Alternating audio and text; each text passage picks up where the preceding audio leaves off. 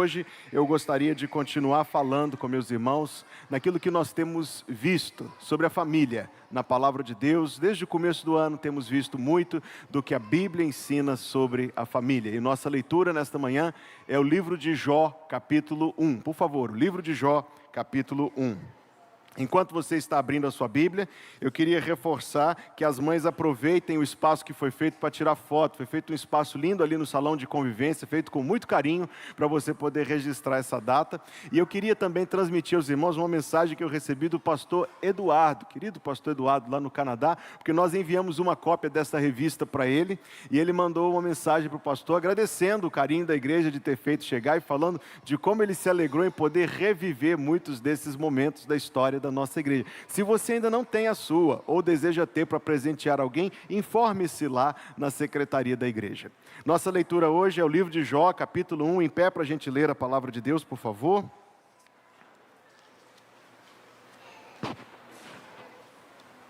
Versículo 1 até o versículo 5, com especial enfoque no versículo 5 nesta manhã.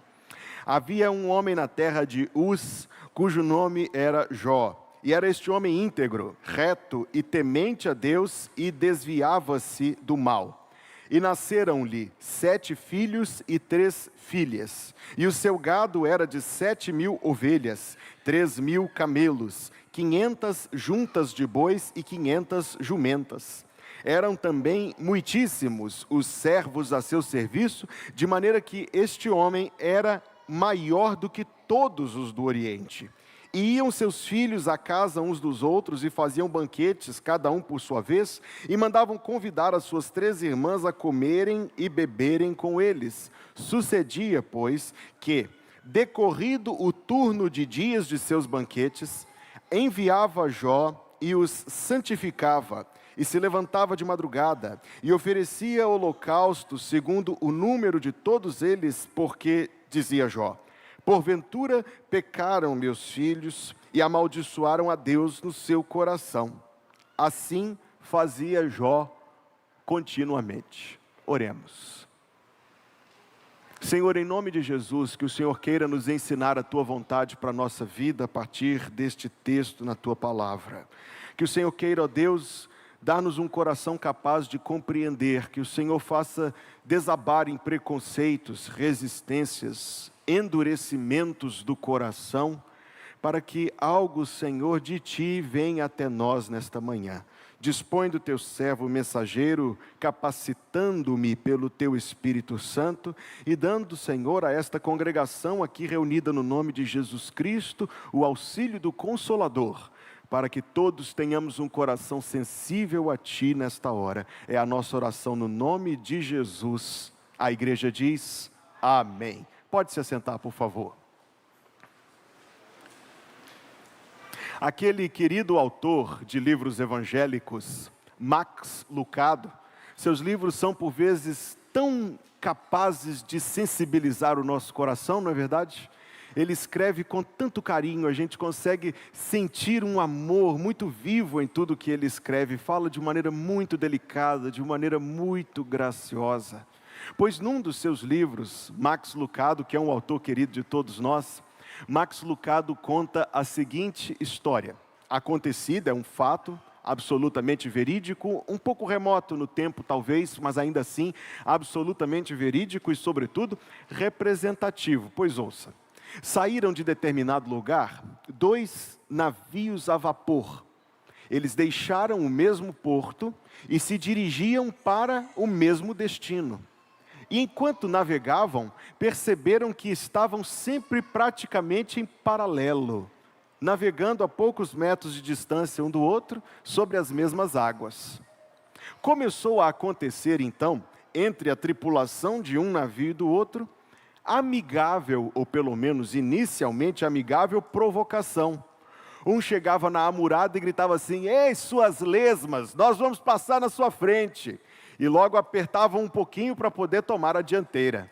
Ao que os outros do navio ao lado correspondiam. Então lá punham mais força no motor para poder propulsionar a embarcação à frente da outra. E assim iam as competições, e assim se ia jogando cada vez mais carvão. Você notou, eu disse que eram embarcações a vapor.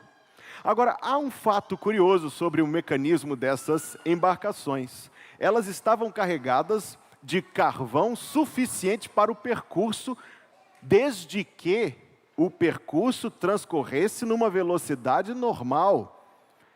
Quanto mais você acelera a máquina, mais combustível ela consome, mais carvão ela consome. E logo se viram as duas embarcações, enquanto a competição já não era mais amigável, desprovidas de combustível sem ter chegado no destino. Começaram então a tomar dos móveis, afinal fogo você pode fazer com carvão, mas pode fazer com cadeira, com mesa, com cortina, com livros, com o que você achar pela frente, na verdade. E lá se foram abastecendo, contanto que se mantivesse a competição. Ainda sem ter chegado ao destino final, já tinham queimado as cadeiras, as cortinas, as camas, os catres.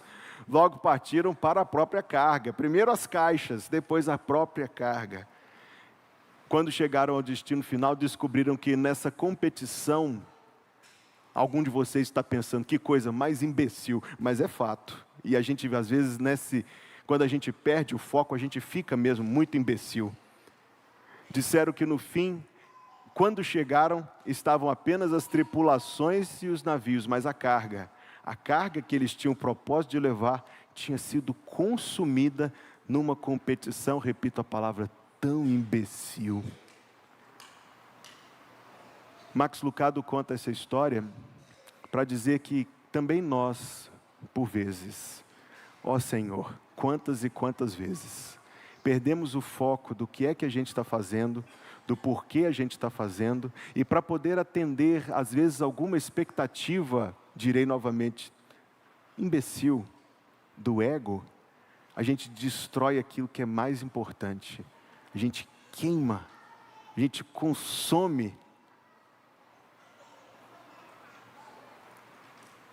Se você ler a história, no enfoque que nós queremos ler, a história deste texto, história verídica, acontecida séculos e séculos atrás, com esse grande homem da Bíblia chamado Jó, e nós queremos ler estes versículos com o enfoque da oração pela família, a primeira coisa que a gente pode pensar nesse texto é que Jó talvez teria bons motivos para, em vez de assumir uma postura de oração, assumir uma postura de tranquilidade. Eu direi mais, ele tinha motivos bastantes, abundantes, para estar tranquilo demais. Se eu ou você estivéssemos na posição dele, queridos, talvez, muito provavelmente, a gente cairia no erro de se dar por deveras demasiadamente tranquilo. Primeiro, porque Jó tinha uma abundância de bens que está descrita no versículo 3. Veja que o versículo fala de Jó como sendo um homem absolutamente rico. O final do versículo diz que ele era o maior de todos os homens do Oriente. Preste atenção nessa expressão, ninguém era mais rico do que ele. Então, quando ele olhava para a sua família, que era o foco da sua oração no versículo 5, ele poderia pensar no seu coração que, graças ao seu trabalho, graças ao seu esforço, graças à sua capacidade, ao seu êxito, e talvez eu imagino que Jó poderia, ou eu e você no lugar dele, atribuir a Deus parte do mérito e dizer, que bom que Deus me abençoou e agora os meus filhos estão garantidos. Entende? Ele poderia ter pensado no seu próprio coração, eu tenho 7 mil ovelhas, 3 mil camelos, 500 juntas de bois, isto é, 1000 bois, 500 jumentas, servos e servos. E Jó poderia ter pensado em seu coração, que a sua família estava assegurada e por gerações. Sim, eu e você sabemos o que aconteceu logo depois disso, e que este homem que era riquíssimo num instante, no outro instante tinha se tornado um homem paupérrimo, mas Jó não sabia disso. E ele poderia muito facilmente ter caído no erro que eu tenho por vezes tocado neste púlpito, erro tão flagrante, tão frequente na nossa sociedade, em que o foco de segurança, o foco de apoio, o foco de expectativa está posto exageradamente nestas coisas. Nós descansamos exageradamente e nos tranquilizamos exageradamente no nosso sucesso, na nossa riqueza, nos nossos bens, naquilo que conquistamos, naquilo que alcançamos. Jó demonstra consciência de que essa parte, ouça-me atentamente, conquanto importante, e é claro que é importante, é muito importante trabalhar, é muito importante dedicar-se, é muito importante tentar prover ou ser instrumento, melhor dizendo, da provisão de Deus para a sua família, mas ele tinha uma visão mais ampla do que isso, e por vezes nós temos uma visão muito estreita. Pensamos que a segurança, que a tranquilidade se resume nisso, e se pensássemos assim, pensaríamos que Jó tinha motivos para estar tranquilo. Seus filhos estavam garantidos, ninguém ia passar necessidade. Ninguém ia passar necessidade. Eu não sei quantos de vocês sabem disso, mas antes de ir para o seminário, eu tinha um outro caminho em mente, e eu cheguei a cursar somente o primeiro período da faculdade de economia. E é interessante porque quando nós passamos por aquele semestre, você tem uma visão basicamente geral, muito introdutória, reconheço, mas geral, da teoria econômica. Então, a gente consegue entender alguns conceitos. E há um conceito, na verdade, ele é ilustrado por um fato que aconteceu nos anos 80, de que determinado político, isso aconteceu nos Estados Unidos, se referindo aos grandes bancos que havia naquela nação então, disse, escute esta frase, que eles eram, essa expressão ela é célebre pela sua infelicidade. Ela é célebre pela sua infelicidade. Ele disse, too big to fail. Grande demais para dar errado. E ele disse isso num contexto, numa palavra pública, dizendo que esses grandes bancos que eles tinham eram simplesmente grandes demais para se perder, grandes demais para cometer erros, porque mesmo se cometesse erros, teriam condições de suprir aqueles erros, e os erros seriam rapidamente vistos, percebidos, corrigidos, e as instituições permaneceriam. Pois bem, essa frase, eu disse que ela se tornou célebre pela sua infelicidade.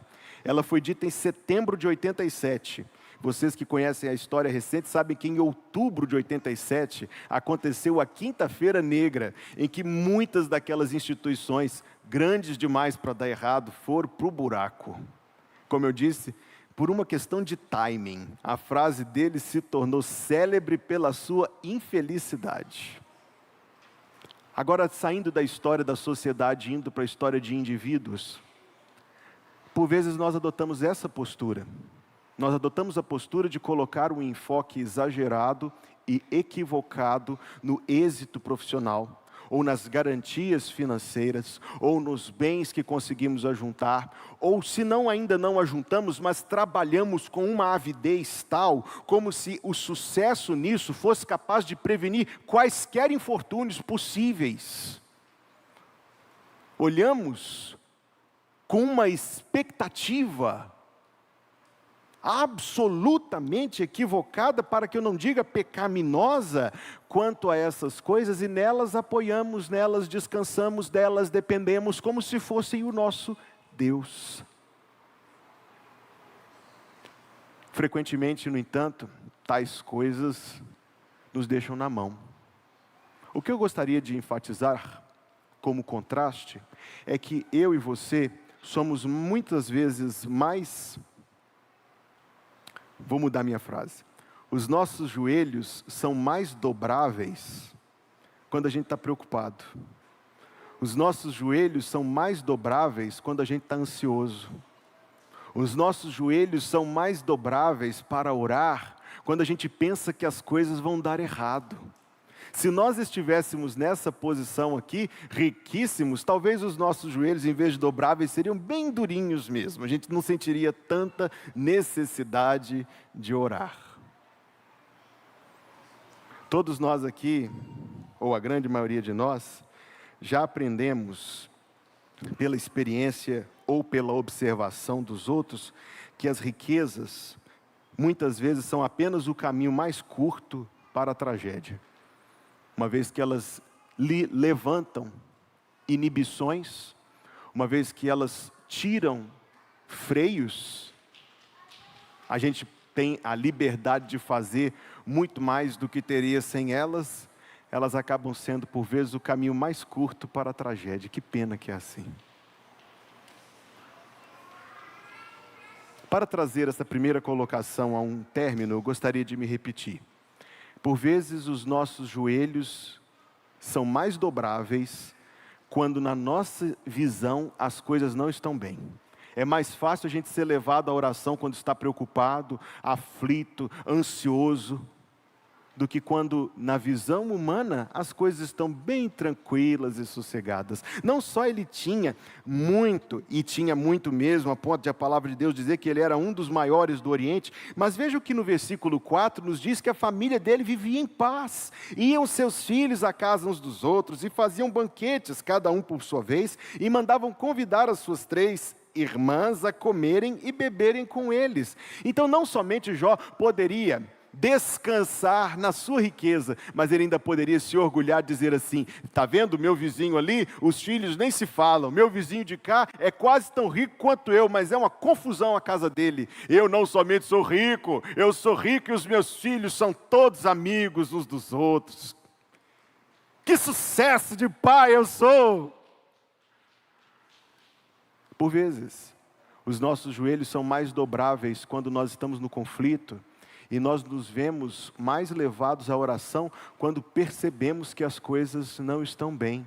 E a primeira lição que a gente tira desse texto, e uma grande lição na verdade, é uma consciência de fragilidade, uma consciência mais do que isto, porque eu não quero levar isso para o lado de ficarmos sempre inquietos, sempre atemorizados, mas uma consciência da dependência de Deus. Eu li há alguns anos uma frase no boletim de uma igreja que eu estava visitando lá em São Paulo, e esta frase ficou na minha cabeça e eu queria dividi-la com vocês. Se você só ora quando está em apuros, você está em apuros. Vou dizer de novo, porque talvez alguém ali não ouviu. Se você só ora quando está em apuros, você está em apuros. E talvez dos piores, porque o seu coração esfriou. Talvez dos piores, porque você perdeu consciência do quanto depende e do quanto precisa da santa bênção de Deus. Felizmente, então, vem as situações da vida que sacodem a gente, e sacudidos a gente desperta de novo e a gente volta para uma posição que, aliás, não deveríamos ter abandonado. Agora eu convido você a dirigir a sua atenção para o versículo 5. E nós vamos aprender algo com Jó. Primeiro nós vimos a sua atitude de dependência de Deus. Vimos a sua atitude, a sua consciência de dependência de Deus. E queridos, deixa eu dizer isto aqui, sem que a gente caia num extremo de vivermos atemorizados, de vivermos amedrontados. Certamente essa consciência é necessária e constantemente necessária de como nós precisamos que Deus queira nos abençoar, do quanto nós precisamos da bênção de Deus, e sem a bênção de Deus, amados, se Deus recusar-se nos abençoar, pobres de nós,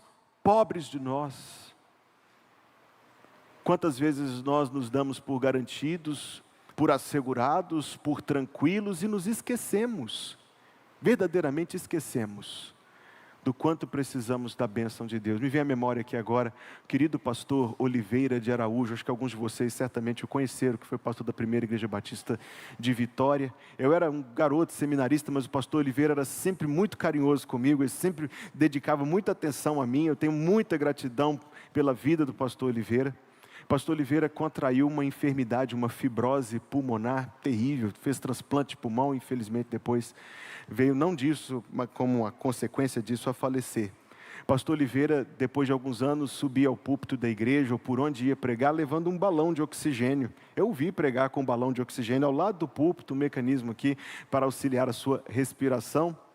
E ele contava do púlpito, seu testemunho era: por anos e anos da vida eu respirei de graça. Hoje eu tenho que comprar o ar para eu respirar e eu sei como é caro. E com essa palavra ele conseguia sensibilizar, a mim sensibilizou muito, uma consciência da dependência de Deus, porque é pela generosidade de Deus, é pela bondade do Senhor, e estejamos onde estivermos, é pela bondade de Deus. Queridos, com que frequência a gente perde isso de vista, não é verdade? Com que frequência a gente se esquece, com que frequência a gente se dá por tranquilo, se dá por acostumado, se dá por seguro, em vez de estarmos constantemente, continuamente conscientes, e de consciência extrairemos gratidão ao mesmo tempo que um senso de dependência. Este é o coração do grande patriarca Jó. Agora me conta aqui, meu irmão, se você tivesse uma postura semelhante, isso não ia fazer uma diferença na sua vida? Isso não iria fazer uma diferença? Isso não iria fazer uma diferença em casa? Em vez de a gente rapidamente se inflamar por causa de determinada coisa que aconteceu, a gente se lembrar, peraí, opa, antes mesmo eu estava agradecendo por isso aqui, como é que agora, não é? Com que frequência Deus nos ouve reclamar das mesmas coisas que pouco antes nós estávamos agradecendo, e um pouco antes disso pedindo, ó Senhor, tem misericórdia de nós, nós somos Pai, precisamos do Senhor. Essa atitude de consciência é algo que cada cristão certamente precisa procurar encontrar. Ele tinha, do ponto de vista humano, motivos para estar tranquilo, mas ele estava orando. Agora veja o foco da sua oração. É por isso que eu chamei a sua atenção para o versículo 5.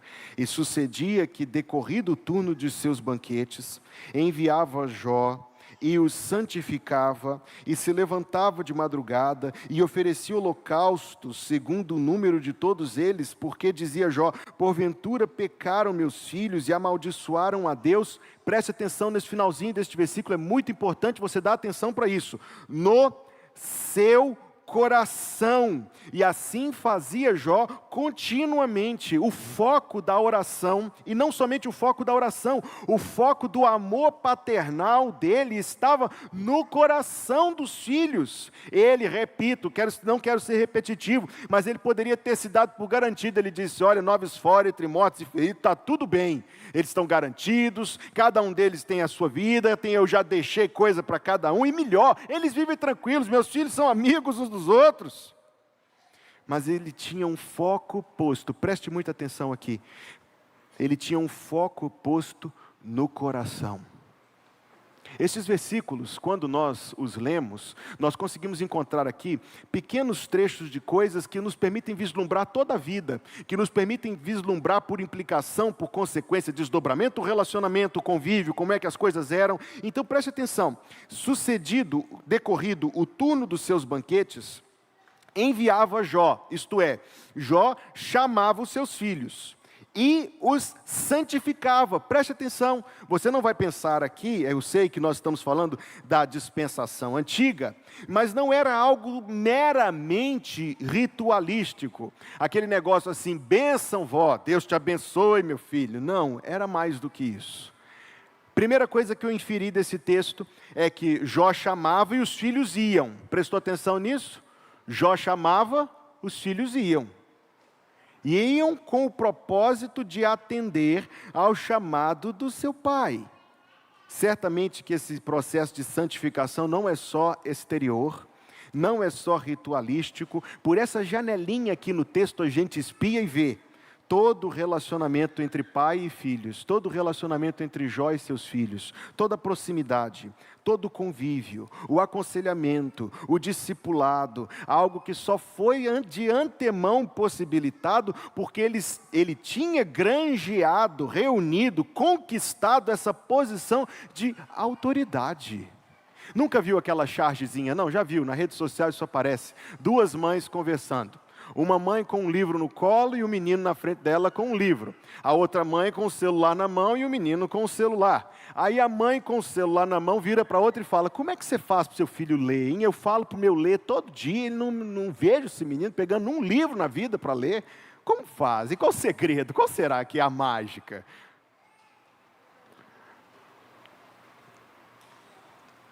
Da mesma maneira, esse homem da antiguidade, um grande homem de Deus, nós conseguimos inferir isso. É como se fosse uma janelinha no texto, a gente olha pela janelinha e consegue ver. Conseguimos ver que ele tinha uma autoridade espiritual. Conseguimos ver que ele tinha uma posição, como, repito, os filhos eram todos adultos, todos casados, todos nas suas próprias casas. Ele chamava e os filhos iam. Ah, pastor Hugo, tarde demais para mim. Não, não é. Não é.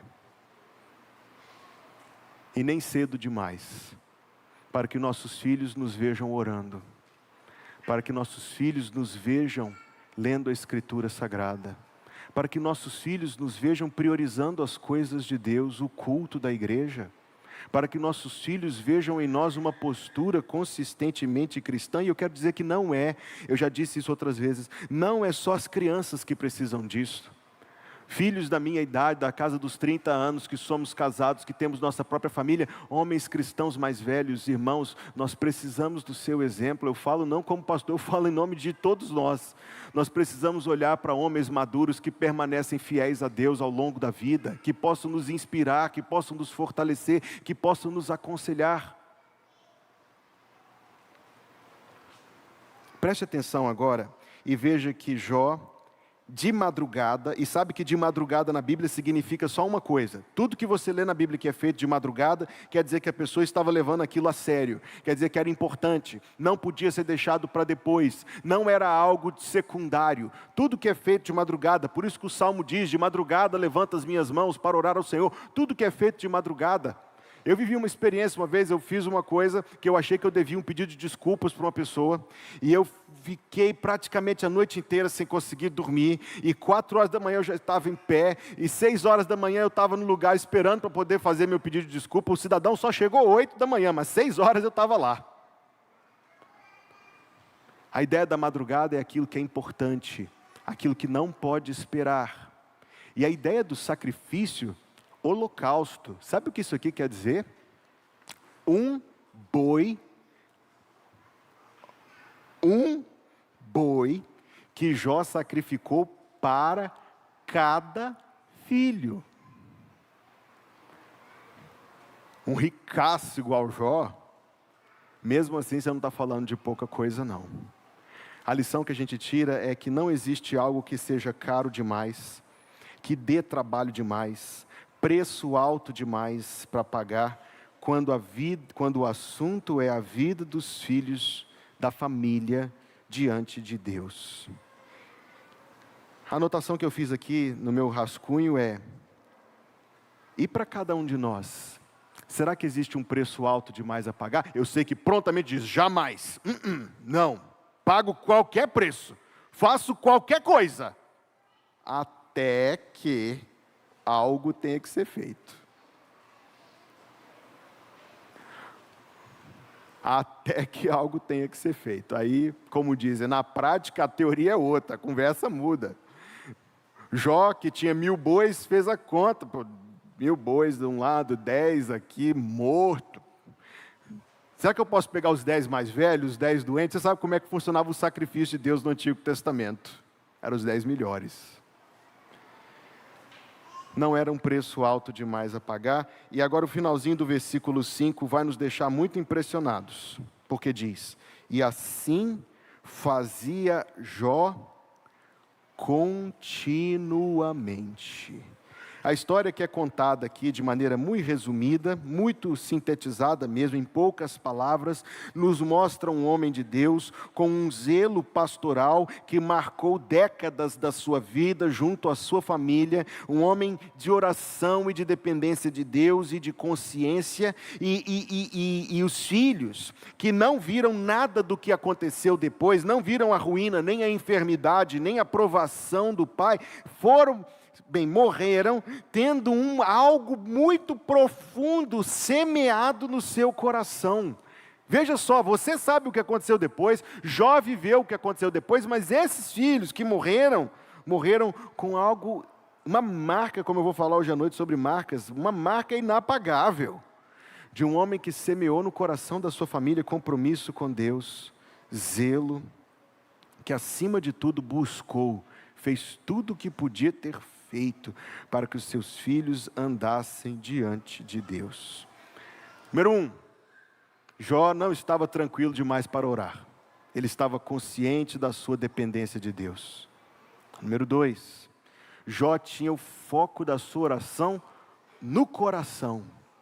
O foco estava no coração. Por vezes a gente se inquieta mais com o resultado do Enem, com o resultado do concurso, com o resultado das provas, com isso, com aquilo outro, e deixamos, amados, lá embaixo, nas nossas preocupações, nas nossas prioridades, as coisas de Deus. Que o Senhor nos dê graça para não cometermos uma tamanha tolice. A terceira lição, e aqui eu admito, é uma grande inferência, mas é uma inferência que eu penso que é válida. A terceira lição é que Jó foi ouvido por Deus, porque ninguém clama ao Senhor. A palavra de Deus diz, ninguém clama ao Senhor em vão. Está escrito, em ti confiarão todos os que conhecem o teu nome, porque tu, Senhor, nunca desamparaste aqueles que te buscam. Salmo 9, versículo 10, você ouviu? Em ti, Senhor, confiarão aqueles que conhecem o teu nome, porque tu, Senhor, nunca desamparaste aqueles que te buscam. Torre forte, diz Provérbios 18, é o nome do Senhor, para ela corre o justo e é salvo. Então os clamores de Jó, certamente porque feitos ao Deus Altíssimo, a quem nós estamos oferecendo este culto esta manhã, não foram em vão. É uma larga inferência pensar na salvação dos filhos. Permita-me abraçar esta larga inferência. Permita-me afirmar, e aqui não é uma larga inferência, que na sua provação ele provou a fidelidade de Deus. Permita-me afirmar que Jó andou com Deus antes, durante a sua provação, quando perdeu todas as coisas, e Jó continuou andando com Deus depois, quando reconstruiu seu casamento, quando reconstruiu sua fortuna, quando teve outros 10 filhos, e a história de Jó não é uma história de compensação, não é uma história de prêmio, mas é uma história de superação das provações, e de continuação da vida com Deus. Se você fosse uma pessoa lá do século século 12 antes de Cristo, perdão. Se você fosse uma pessoa do século 12 antes de Cristo, meses atrás o nome Jó não seria um nome desconhecido para você, porque ele era o mais rico de todos os homens do Oriente. Você também teria ouvido rumores de coisas terríveis que aconteceram com esse homem riquíssimo. Num só dia ele perdeu todos os filhos, o teto da casa caiu em cima dos filhos. Depois ele foi roubado de todos os seus bens, violência, injustiça, pobreza. E depois você ouviria dizer que esse homem ficou doente. Nesse mundo de redes sociais ia virar assunto. Virou assunto no mundo antigo, ia virar assunto hoje. As pessoas ouvem tais histórias, contam tais histórias, tiram suas próprias conclusões. Talvez você seria um dos amigos de Jó que ia dizer assim, nossa, mas se tanta tragédia aconteceu com a pessoa, com certeza algo de mal ele fez. Foi isso que os amigos de Jó pensaram. E certamente, você ouviria depois que esse homem não somente se levantou novamente, mas foi curado, teve outros filhos, reconstruiu a sua vida, reconstruiu a sua fortuna. Se você fosse uma pessoa do século 12 antes de Cristo, você pensaria assim, que cara sortudo, viu? Nem todo mundo escapa dessa aí, não. Se, no entanto, a gente pensasse assim, nosso pensamento seria raso e equivocado. Quem vê a pessoa que sobe o pódio, não vê dias, anos de treinamento, de esforço. Quem ouve a salva de palmas, a enxurrada de aplausos para o artista na sua performance, não vê os anos de sacrifício, de ensaio, de abnegação, de renúncia. Quem vê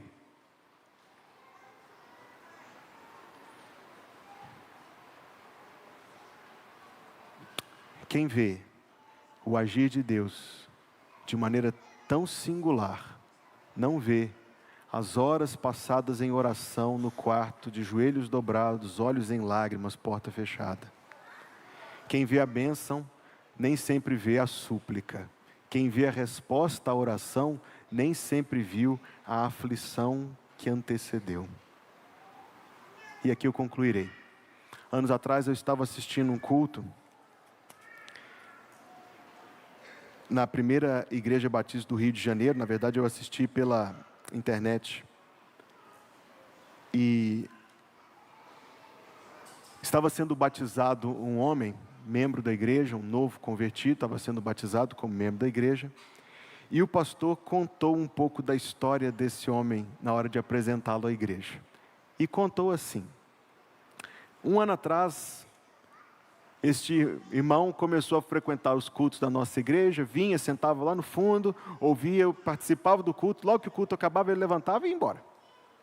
Mas assim ele começou a ficar e foi ficando e foi permanecendo. Então um dia, depois de alguns meses, ele marcou um horário para vir conversar com o pastor, e lá foi, o pastor atendeu e eles começaram a conversar e disse: olha pastor, estou vindo ao senhor porque eu vim a crer em Cristo como meu Salvador, e a palavra de Deus manda que a pessoa que crê em Cristo seja batizada, então estou vindo ao senhor para me orientar, como é que eu faço, o que eu tenho que fazer.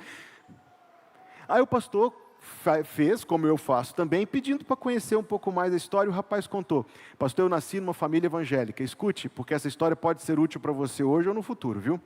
Eu nasci numa família evangélica. Minha mãe me criou na igreja, junto com meu pai, indo ao culto, indo no culto domingo de manhã, na escola bíblica dominical, na união de treinamento à tarde, no culto à noite, no culto de quarta-feira, nos embaixadores do reino. Não saía da igreja, não saía da igreja, não saía da igreja. Até que um dia eu fiz 18 anos e eu saí da igreja e falei: não volto mais. E a mãe continuou intercedendo, foi o testemunho que ele deu. Minha mãe continuou intercedendo pela minha vida. Todos os dias, de manhã e de noite, ela orava por mim. E nos cultos de oração da igreja, o pastor perguntou: ei, qual era a igreja da tua mãe? Ele disse: a igreja era a igreja tal. Especificamente a primeira igreja batista de Cascadura, lá no estado do Rio, na cidade do Rio. O pastor ouviu aquilo e falou: ué, Cascadura? Eu era pastor em Cascadura nessa época aí. Qual era o nome da tua mãe? Ele disse: minha mãe era fulana. Oh, você é o filho da irmã fulana que todo culto de quarta-feira ela pedia para a gente orar. E falava, levantava e falava: pois ore pelo meu filho não quer saber de Deus. E tu falou: sou eu, pastor, sou eu. E a mãe orou, escute bem, essa história pode ser uma bênção para a sua vida. A mãe orou até o fim da sua vida.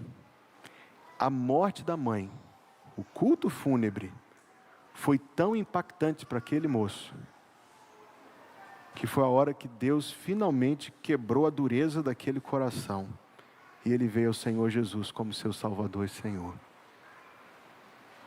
Aquela crente, eu penso assim, dê-me a liberdade de pensar assim. Imaginar, algum anjo chegou para ela lá no paraíso e disse: olha, sua oração foi respondida pelo Senhor. Irmão querido, você não pode fazer nada de maior amor pela sua família. Se você sair para trabalhar, para cuidar do leite das crianças, é amor, é claro que é. E você, mãe, que se sacrifica para cuidar dos seus filhos, é amor, é claro que é.